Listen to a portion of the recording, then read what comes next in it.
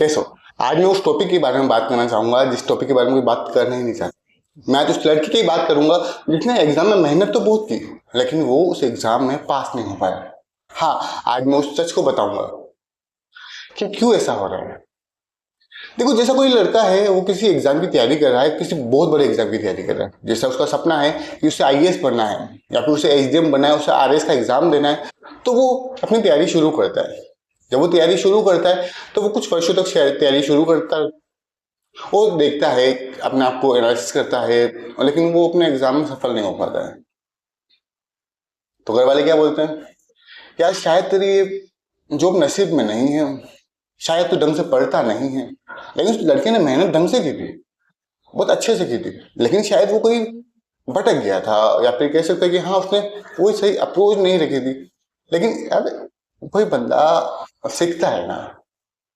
जो अपने माँ बाप होते हैं वो अपनी बातें बताते हैं कि हमारे जमाने में ऐसा था।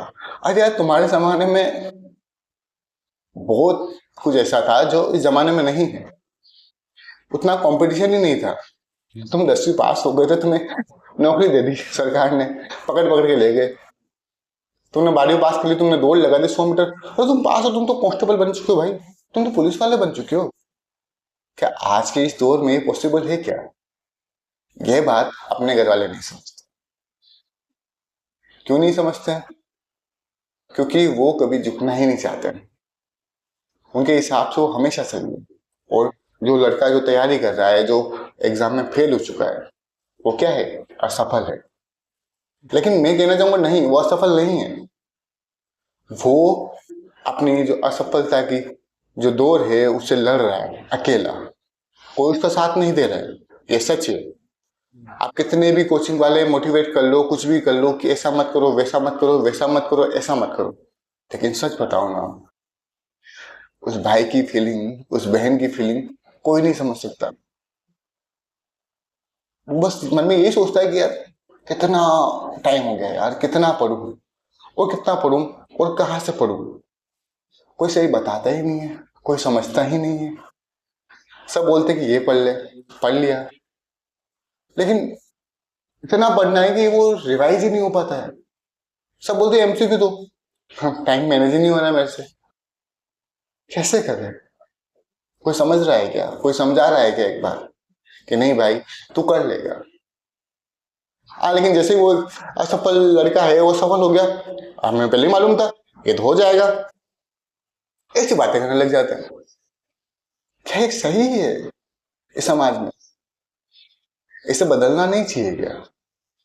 आप सबको, मुझे, अपने दोस्त को समझाना चाहिए, उसे मोटिवेट करना चाहिए कि भाई तू चिल मारना, तू टेंशन मत लेना, मैं हूं ना तेरे साथ। मैं बोल रहा हूं तेरा हो जाएगा। सिर्फ एक ये वर्ड्स बोल के देखो, वो बंदा अपनी दुगनी मेहनत से पढ़ेगा। कभी कोई एग्जाम में फेल हो जाएगा, वो कुछ नंबरों से फेल हो जाएगा, इसका मतलब ये थोड़ी है कि वो एग्जाम में सफल नहीं हो पा रहा है।